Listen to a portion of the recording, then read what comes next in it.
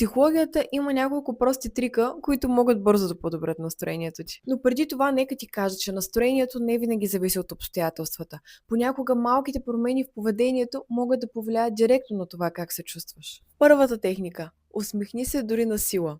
Знам, че звучи странно, но работи.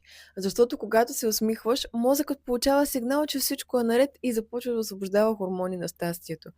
Така че се оказва, дори една фалшива усмивка може да подобри настроението ти. Движи тялото си. Дори краткото движение може да промени начина, по който се чувстваш. Разходка, разтягане, леки упражнения и дори само 5-10 минутки са достатъчни, за да усетиш разлика.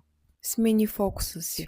Мозъкът не може да държи вниманието върху всичко едновременно. Насочи го към нещо приятно, нещо интересно или нещо, за което си благодарен. Това автоматично измества негативните мисли. Подреди малка част от средата си.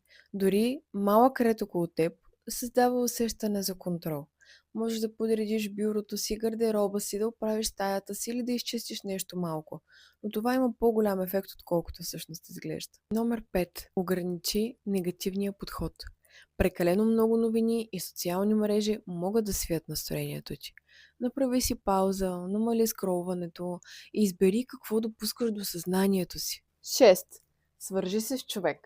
Кратък разговор с правилния човек може да промени целият ти ден. Не е нужно да е дълго, важното е да има истинския контакт. Понякога не ти трябва голяма промяна, а действие в правилната посока.